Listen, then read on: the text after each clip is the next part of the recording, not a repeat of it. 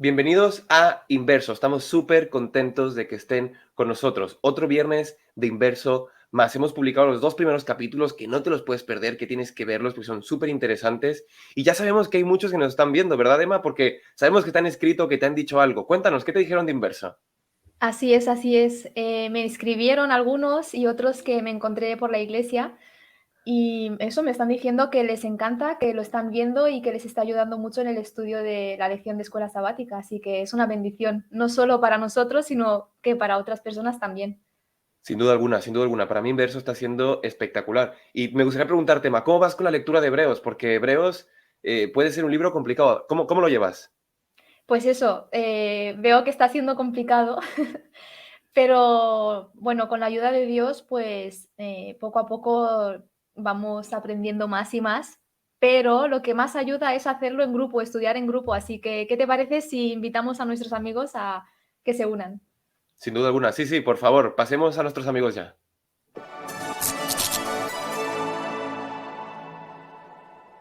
Hola Hola, chicos, ¿qué ¿qué tal? tal? ¿Cómo están? ¿Qué Ay, tal? bien, bien, bien, bien. Hola chicos. Oye, una cosa antes de empezar, contarme cómo os ha ido la semana, poner una nota de 1 al 10. Un 9. O sea, tú también. Un 9, la verdad, muy bien. Yo igual, un 9 básicamente. Yo la verdad no puedo Muy decir bien. 9 porque estaba un poquito enfermo, un 7, pero ahora ya al 100, ¿eh? Estoy ya totalmente recuperado, ya sin voz ronca ni nada. Pero bueno, para empezar, chicos, me gustaría contar la lucha y la victoria, porque nos gustaría que nuestros amigos que nos están viendo, que nos están escuchando, que acá abajo puedan dejar en los comentarios una lucha y una victoria. Así que no sé quién quiere empezar, una lucha y una victoria cortita al punto del grano de cosas prácticas que os estén pasando en la vida, que pueden ser cosas que estén luchando, y una victoria, cosas que agradezcáis. Así que, quien quiera. Bueno, empiezo yo. Dale, Que Samuel, dale, por favor. había bueno, esto era un caso. No lo voy a decir qué era exactamente, pero bueno, la gente que le he comido la cabeza con ello, pues sabrán lo que es. Y bueno, básicamente en clases un día nos dijeron algo que yo me estuve comiendo mucho la cabeza, estilo, me voy a morir, tal. Y básicamente la respuesta la encontré, bueno, empecé a investigar muchos artículos científicos, no eran así estilo, Sí, te sino entiendo. artículos científicos de PubMed, o sea, que es Ujú. un lugar muy, muy famoso. Y básicamente encontré la respuesta que no se encontraba en lo que realmente se estaba diciendo, sino que realmente es en la dieta que uno lleva, ¿no? Y que Mm, hay experimentos, bueno, en muchos lados que demuestra esto, ¿no? qué guay. Y eso, y aprendí que básicamente siempre uno la respuesta la va a encontrar en un así dice Jehová, un escrito está, ¿no? Que tenía el ejemplo delante de mí con el ejemplo de alimentación que tenía Daniel, ¿no? Porque la gente piensa que Mm, cuando dice legumbres es solo legumbres, pero no es legumbres, es realmente todo lo ya, que involucraba, también tenía como que claro. fresas, o sea, tenía todo. La Qué palabra guay. hebrea, ¿no? Eso. Qué guay. Pues muchas Y ya gracias, está. Samuel. Qué interesante. ¿Alguien más? Pues mi lucha de esta semana ha sido aprender a cocinar, bueno, que es una lucha muy larga, aprender a cocinar comida vegetariana, porque es una comida pues muy elaborada, ¿no? Y mi victoria es que estoy teniendo, bueno, de tener calma en los momentos difíciles, igual que en los momentos alegres, así que gracias a Dios por ello. Qué guay, qué guay. ¿Emma? A ver, mi lucha está siendo ser constante a la hora de estudiar, porque estoy haciendo unos cursos y la verdad es que me está costando bastante conectarme y organizar mi tiempo. Y mi victoria es que me estoy levantando temprano. Ah, qué guay. Qué guay. Pues miren, yo mi Gracias. lucha va muy relacionada a que estoy yendo a terapia, ¿vale? Terapia pues, con una terapeuta, con una psicóloga, y la verdad es como que me empiezo a encontrar muy bien y siempre te dicen desde el principio, ¿no? O sea, que cuando vas con un terapeuta siempre va a haber un momento donde te sientas muy, muy bien, que digas, oye, ya está, ¿no? Es como que, bueno, ya me siento bien ahora, lo voy a dejar. Y mi lucha es como decir, no, chicos, o sea, tienes que continuar, esto es un camino, es un progreso, etcétera. Y además, una victoria para mí es que estoy volviendo a leer. Vine de una temporada muy quemado, estaba muy, muy quemado, y leer me dolía mucho la cabeza, no me podía concentrar, etcétera, porque venía de un momento muy duro laboralmente. Entonces ahora estoy volviendo a leer y estoy disfrutando mucho la lectura. Y por mí es una victoria que agradezco mucho a Dios porque eso me vuelve a reconectar con Él. Así que, pues nada, chicos, gracias por comentar vuestras luchas y vuestras victorias. También a todos los que han comentado aquí abajo nuestra lucha de victorias. Le pedimos a Dios por nuestras luchas y le agradecemos a Él por las victorias que hemos tenido. Así que no te olvides que oraremos por ello. Así que, chicos, ¿qué os parece si ya pasamos directamente al Interioriza? Que nadie después de la cortinilla nos va a contar de qué se trata y sobre todo cómo puedes participar en ello. Y bueno, nos contará qué ha subrayado esta semana. Así que vamos a ello.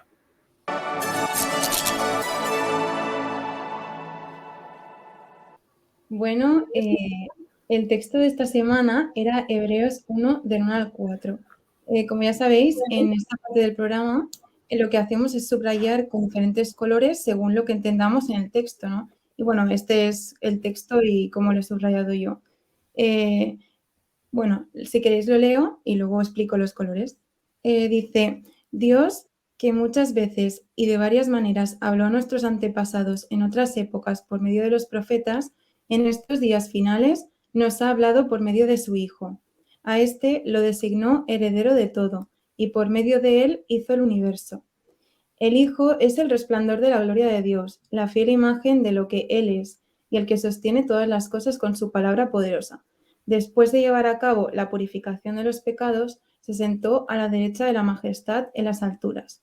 Así llegó a ser superior a los ángeles en la misma medida en que el nombre que ha heredado supera en excelencia al de ellos. Bueno, hay varios colores, ¿no? Que son el rojo, que no lo entiendes, el verde, que te sorprende, que te choca, el azul, que estás de acuerdo, que te parece importante, el amarillo, que no estás de acuerdo, el naranja, que no terminas de verlo, y el violeta, que es un desafío a una promesa. Yo he puesto en azul, en estos días finales nos ha hablado por medio de su Hijo, y el Hijo es el resplandor de la gloria de Dios, la fiel imagen de lo que Él es, y el que sostiene todas las cosas con su palabra poderosa. Porque me parece súper importante cómo lo expresa y cómo al final llega a la conclusión de que realmente no, ahora estamos con Jesús como mediador para nosotros y que, bueno, que ahora las cosas nos vienen transmitidas por Él, ¿no? Y también me parece súper importante y real que realmente el Hijo Jesús es Dios, es el reflejo de Dios. Luego he puesto, y por medio de Él hizo el universo, lo he puesto en rojo, porque no es que no lo entienda, pero me gustaría saber qué pensáis vosotros, porque a mí me da la sensación como que da a entender, ¿no?, que Jesús y Dios son lo el mismo y que hicieron juntos el universo, pero me gustaría saber qué opináis. Y después de llevar a cabo la purificación de los pecados, se sentó a la derecha de la majestad de las alturas, así llegó a ser superior. Lo he puesto en violeta porque me parece una promesa y realmente que ya cumplida, ¿no? Que realmente una vez nos salvó, una vez vino a morir por nuestros pecados, ¿no? Volvió con Dios, ¿no? Y mostró que realmente era él el Mesías, ¿no? Que era divino, igual que Dios. Entonces yo este texto me parece súper guay porque expresa un montón de cosas, porque si nos ponemos en contexto con aquella época, ¿no? Había judíos que después de lo de Jesús, de que viniera, ¿no? De que nos salvara y que muriera, hubo como una separación, ¿no? De judíos. Estaban los que siguieron pues en el templo con el sumo sacerdote sacrificando corderos y animales, y hubo otros, ¿no?, que tuvieron fe en Jesús.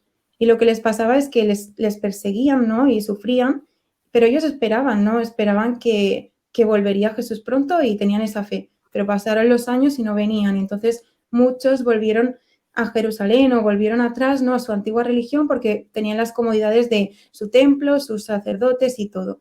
Y me gusta Hebreos porque te invita, ¿no?, te anima a no desanimarte a pesar de que aún no veamos que se ha acabado de cumplir, ¿no?, que Jesús ha venido por segunda vez.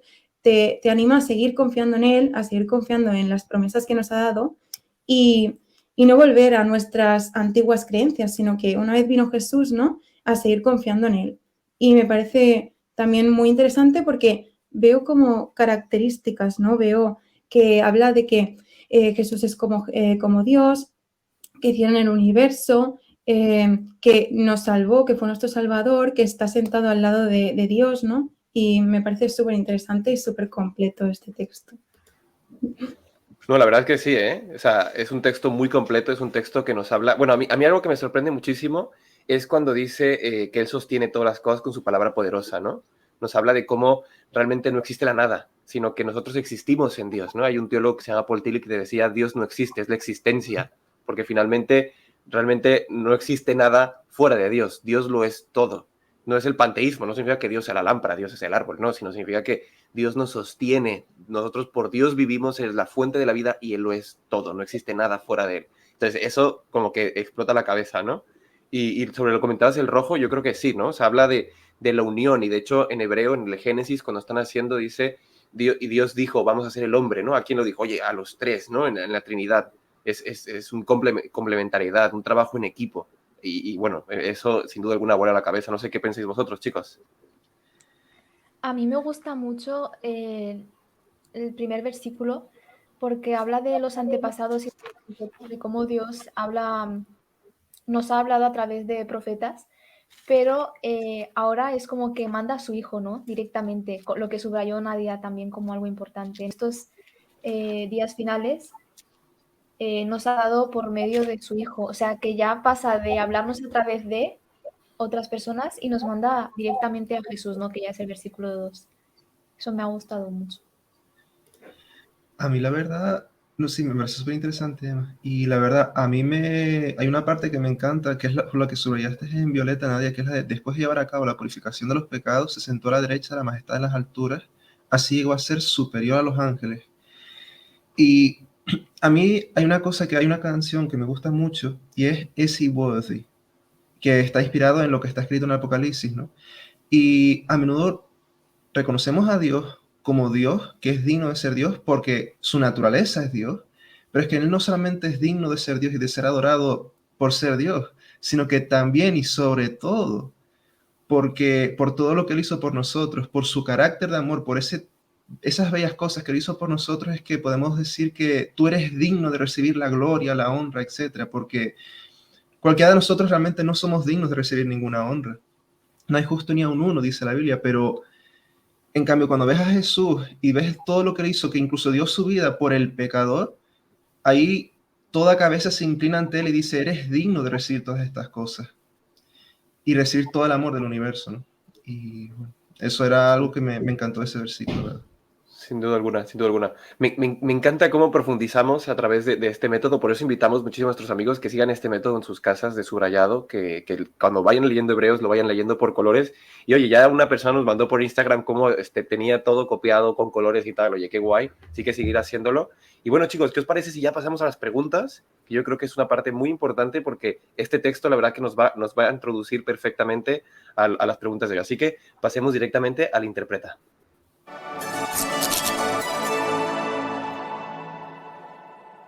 Bueno, chicos, ahora ya pasando al interpreta, a profundizar en preguntas que nosotros nos van a llevar hacia la Biblia, hacia la palabra, me gustaría haceros una pregunta que es muy importante y muy necesaria que nos preguntemos. Como sabéis, en ese momento Jesús les dijo a los primeros cristianos que iba a volver pronto.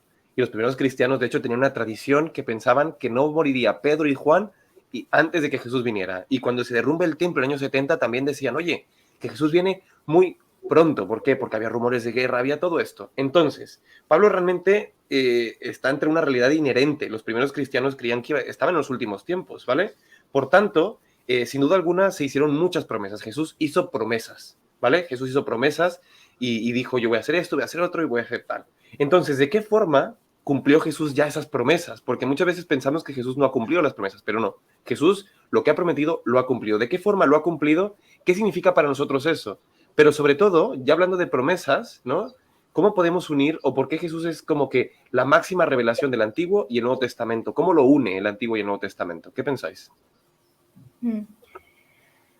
Bueno, a ver, primero para eso tenemos que pensar en las promesas, que tú algunas ya la has nombrado, y que tienen que ver con el Antiguo Testamento y con el Nuevo. Es súper bonito, a mí cuando estudié esto me pareció impresionante, porque aquí ya en la respuesta de las promesas, en el cumplimiento de las promesas, se puede ver la unión entre el Nuevo Testamento y el Antiguo.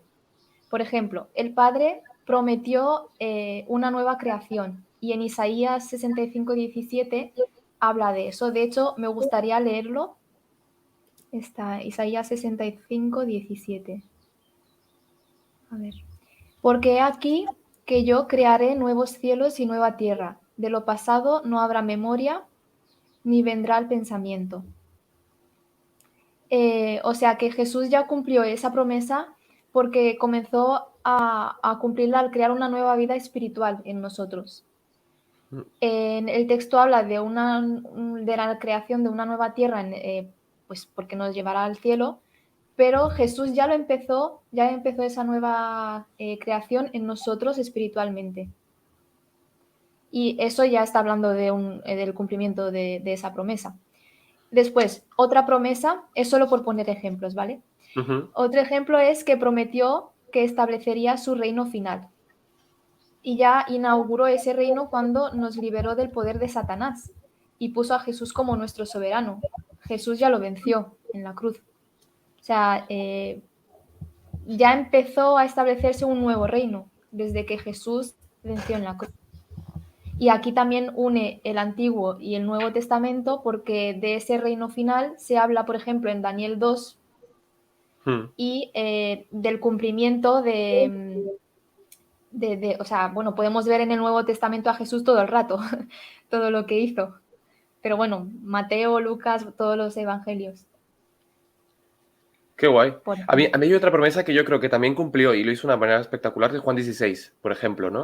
O sea, cuando dice, y voy a traer otro consolador, que después en el Pentecostés pasa, ¿no? Viene ese consolador, viene el Espíritu Santo, comienza ese momento donde el Espíritu Santo de repente entra en los primeros cristianos, empieza a ver dones y demás. Entonces yo creo que es una promesa muy buena y cómo Jesús une, ¿no? Esa promesa que ya venía desde el Antiguo Testamento de que iba a venir un espíritu que nos iba a llenar el corazón, que nos iba a grabar en el corazón lo que son las leyes y todo esto. Así que es una promesa que a mí me llena mucho también el corazón. Josías, la verdad, y Emma, la verdad es que cuando mencionaron esta verdad a mí, mencionaron esa parte y cuando yo era pequeño, yo recuerdo que ese versículo a mí me marcó, pero de por vida. Yo recuerdo que mi padre mencionó cuando habla de quitar el corazón de piedra y dar un corazón de carne. Y bueno, me gustaría compartir el versículo para la gente que nos está escuchando, pero que dice, pero este es el pacto que haré con la casa de Israel después de aquellos días, dice Jehová, pondré mi ley en sus mentes y la escribiré en su corazón. Yo seré su Dios y ellos serán mi pueblo. La verdad, a mí ese versículo me parece súper bonito, súper fuerte y la verdad que a través de Cristo se nos dé ese Espíritu Santo que transforma el corazón y nos convierte en una nueva criatura, como bien decía Gemma, o sea, la nueva creación del corazón.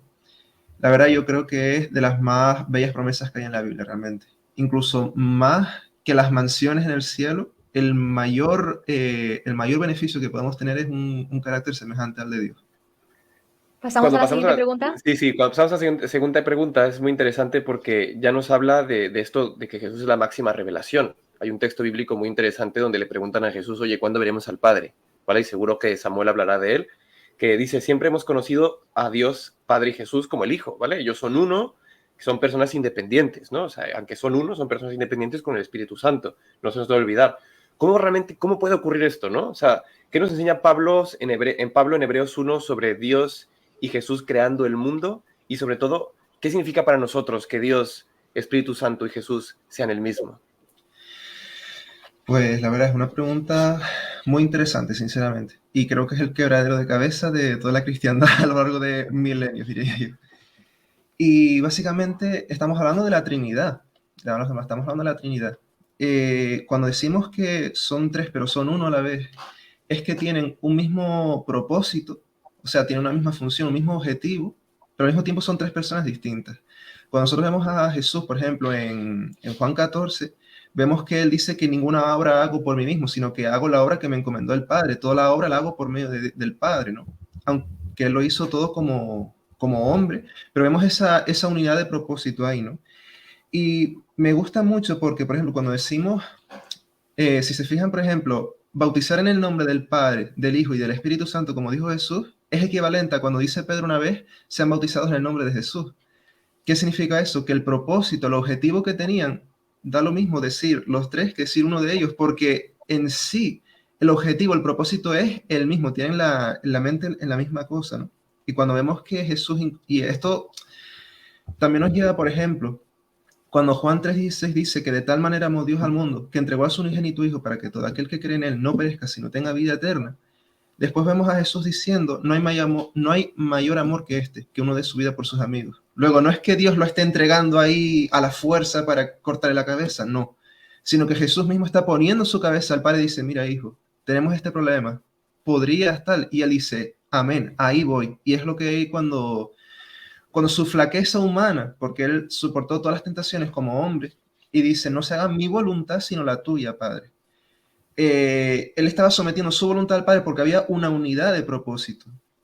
Y eso también nos podría enseñar a nosotros a que, como Jesús dice, como Él y el Padre son uno, como decía en Juan 17, Él dice que Él y el Padre son una misma cosa, un mismo objetivo.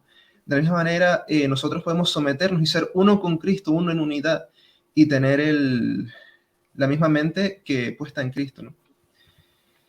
La otra pregunta era, ¿qué nos enseña Pablo sobre Dios y Jesús haciendo el mundo? Bueno, ahí básicamente vamos a entrar en la divinidad de Cristo, como ya se decía antes, ¿no? Que Jesús mismo es Dios. Y si nos fijamos, por ejemplo, en Isaías 9, el versículo 6 y 7, lo tengo aquí, para leerlo, porque es un versículo que muestra la divinidad de Cristo, no en el Nuevo Testamento, como muchos esperarían, sino en el Antiguo Testamento mismo. El Mesías prometido, el descendiente de David, iba a ser Dios con nosotros. Pero no es ese versículo, que es otro. Dice, porque un niño nos ha nacido, hijos nos ha sido dado, y el principado sobre su hombro, y se llamará su nombre admirable consejero, Dios fuerte, Padre eterno, príncipe de paz. Y después habla del rey davídico, ¿no? O sea, de la obra que él iba a hacer. Entonces, vemos que él mismo es Dios con nosotros, ¿no? Y acerca de la divinidad de Cristo, bueno, de hecho, hay otro versículo que dice Romanos 9:5, que dice que Cristo es Dios sobre todas las cosas. Y este versículo está así, pero en todas las versiones del mundo, incluso la gente que se opone incluso a la Trinidad. En Romanos 9:5, ese versículo está igual que en el nuestro y dice, Cristo, quien es Dios con nosotros. Dios sobre todas las cosas, me di un lapso. Ujú. Y bueno, también el Espíritu Santo, vemos que también Él estaba en esa obra, ¿no? Porque en el Génesis vemos que Dios dice, el Espíritu de Dios se movía sobre las aguas, entonces vemos ahí también creando el mundo, ¿no?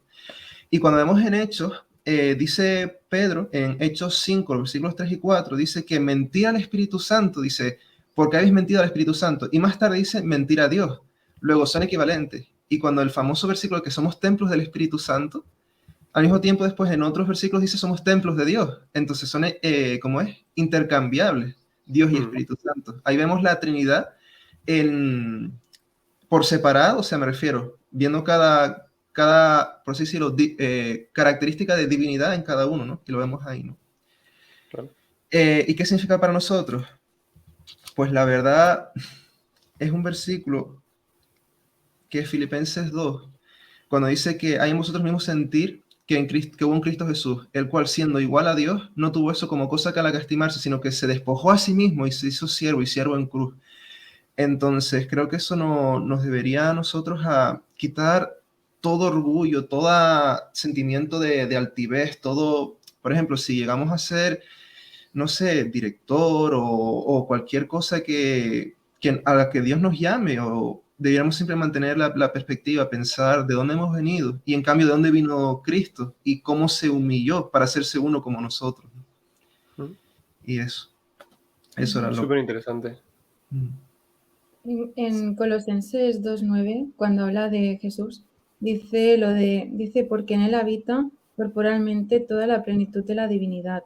Y es como que cuando a veces la gente no lo entiende, que claro, es algo complejo, ¿no? En verdad, entender la Trinidad.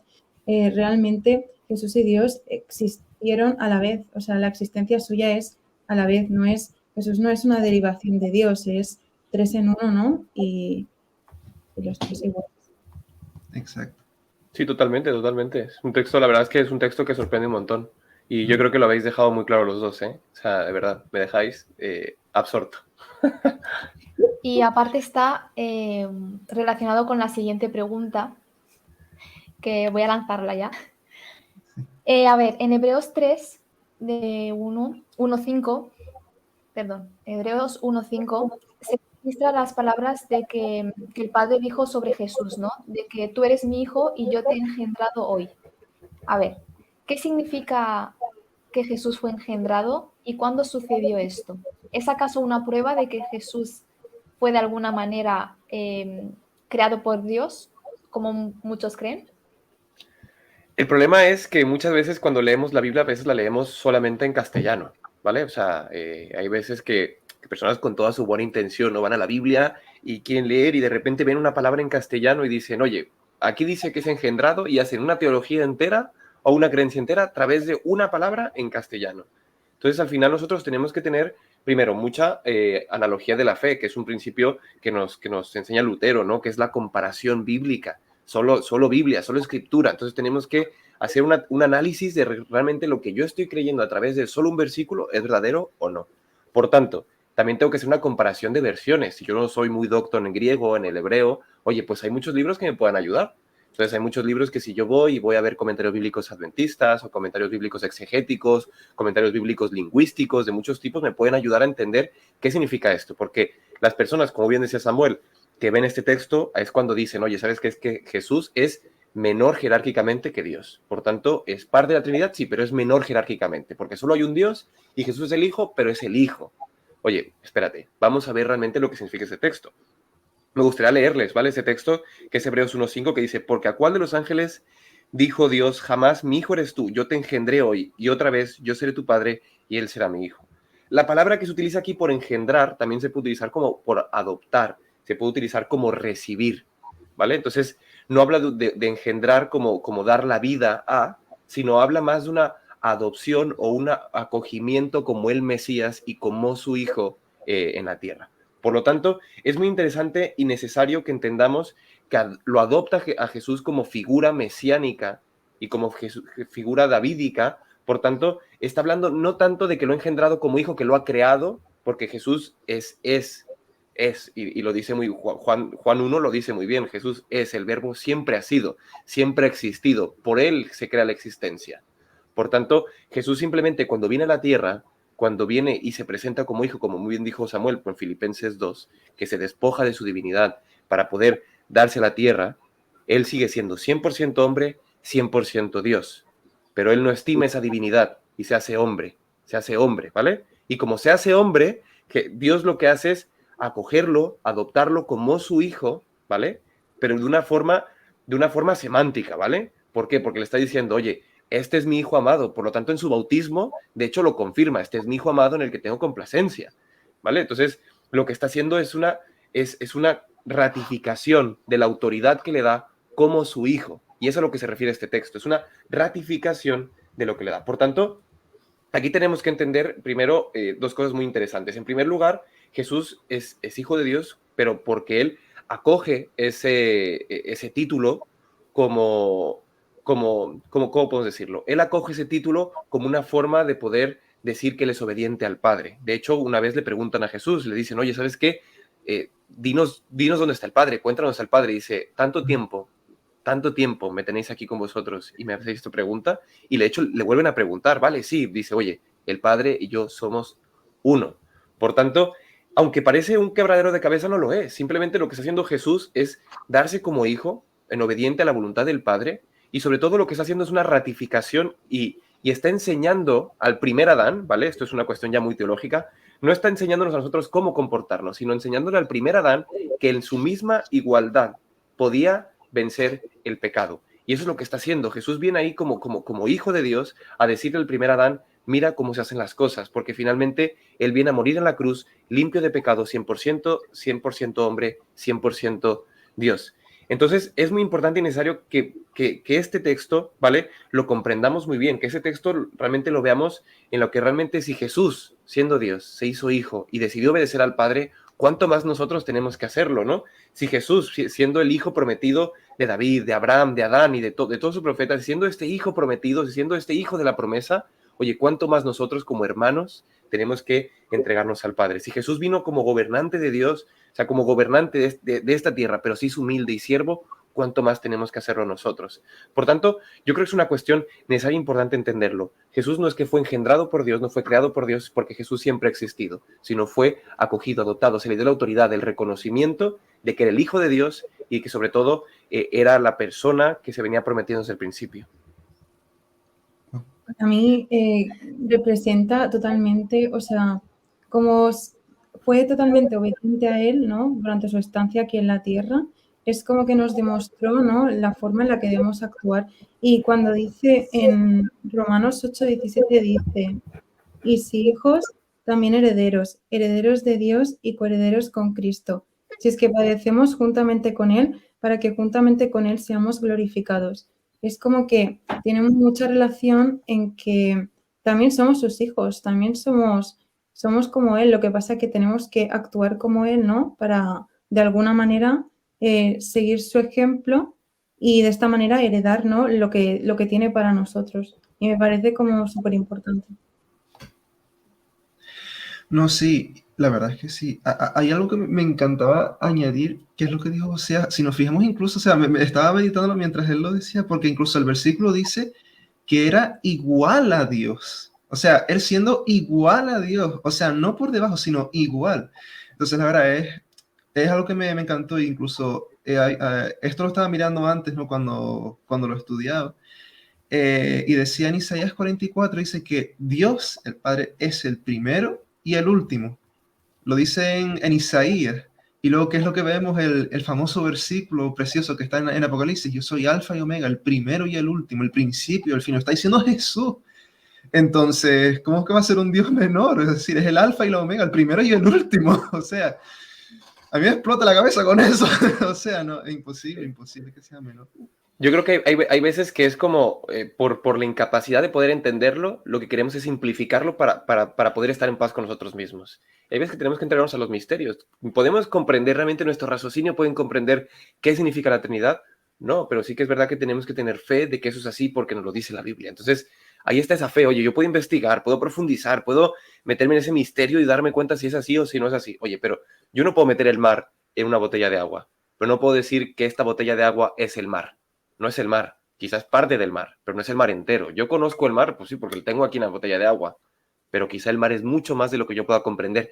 Y yo creo que hay veces cuando tenemos que entregarnos justamente a eso, ¿no? A comprender que hay cosas que quizás se nos escapan, pero que oye, el Señor nos va a revelar y lo vamos a comprender y tenemos que tener fe de que si Él lo ha dicho así, es por algo. Exacto, Así justo es. eso. Y bueno, chicos, ¿qué os parece si pasamos ya a la parte práctica de esto, al Implícate, que consiste en dar un consejo práctico sobre lo que hemos aprendido hoy?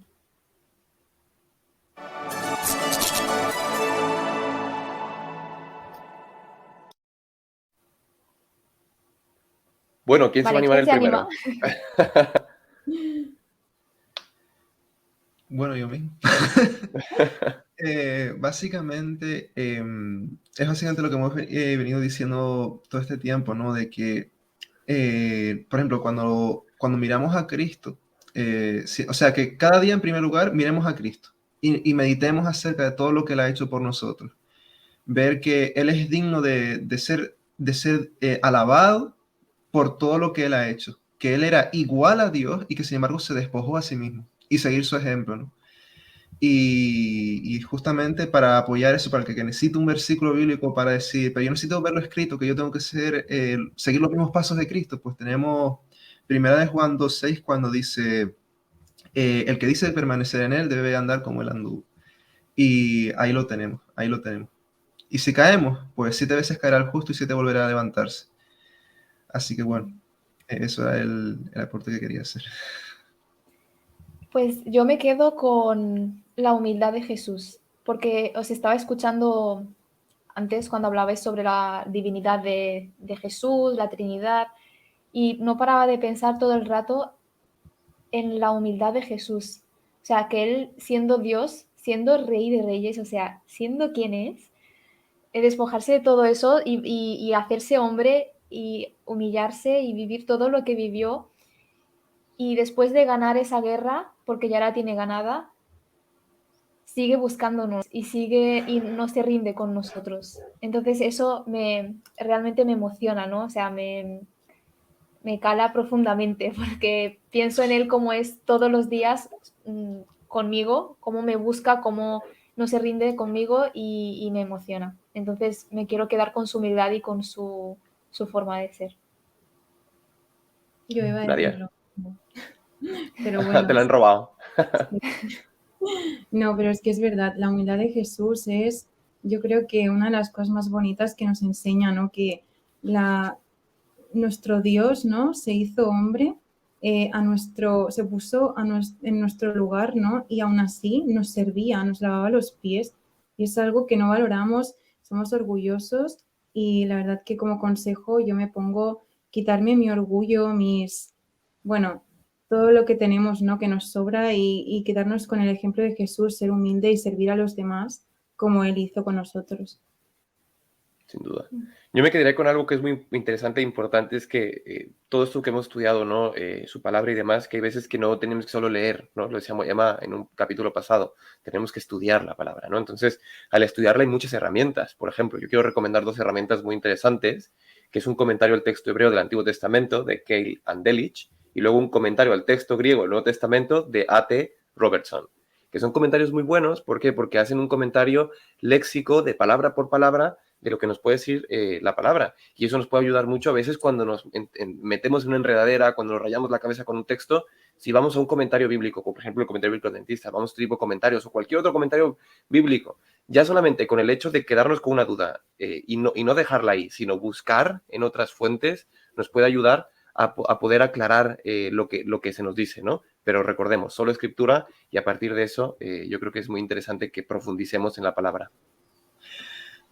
Hay una cosa que quería añadir, Adelante. es que la verdad, cuando no entendamos algo, simplemente encomendar las manos de Dios y entender que esto está en el camino a Cristo, es qué hacer con las dudas, es ese capítulo. Si alguien lo quiere leer, el camino a Cristo, qué hacer con las dudas, porque las dudas nos van a saltar alguna vez en la vida, y si simplemente las encomendamos en manos de Dios y confiamos en Él, al momento en el cual Él nos dé la respuesta, nos la va a dar. Y yo puedo decir experiencias personales de no entender un texto y estar años esperando la respuesta, pero años, y ponerla delante de Dios, y luego después un día viene alguien y me lo explica. O, por ejemplo, de repente, si nadie te lo ha explicado y puede ser de cualquier manera. O de repente encontrar una cosa en el ordenador que te dice, mira, tal, o en el comentario. O incluso, yo tenía un problema muy serio no entendía las 7 iglesias de Apocalipsis. O sea, entendía la teoría, pero no lo veía. Y después cuando lo empiezas a mirar y comprar versículo con versículo,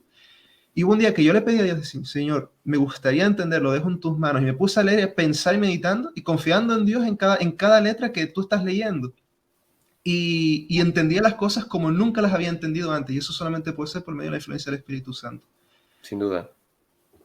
Sin duda alguna, Samuel, pues muchas gracias por los consejos prácticos, chicos, y muchas gracias por estar aquí en este Inverso. Nos vemos en el siguiente capítulo y muchísimas gracias por toda la colaboración, que ha sido un programa espectacular. Así que muchas gracias, Nadia y Samuel. Así que nos despedimos de vosotros y luego nos despedimos de los que nos están viendo. Hasta luego, chicos. Gracias. Ya bien. Chao.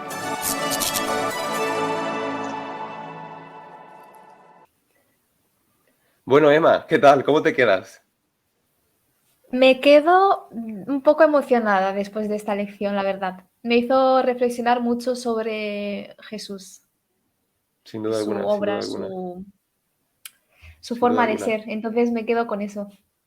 ¿Qué Sin duda tal alguna, tú? pues. ¿Cuál es tu No, la verdad, impresión? yo me quedo muy, muy contento y sobre todo saber que cuando se hace en grupo se aprende muchísimo, ¿no? Porque cada uno aporta algo. Así que por eso invitamos a todos los que nos ven a que esto no lo dejéis aquí, sino si has aprendido algo, estas preguntas que hemos hecho, que te las vamos a dejar aquí abajo, que bueno, que las repases también con un grupo, que te juntes con amigos, que hables, que dialogues, porque seguro que cada uno podrá aportar una perspectiva completamente diferente y eso os va a ayudar un montón a poder comprender las cosas. Así que, bueno, pues nos vemos en el siguiente Inverso. Emma. Así es. Muchas gracias por todo. Y nos vemos la próxima semana. Así es. Nos vemos, chicos. Hasta luego.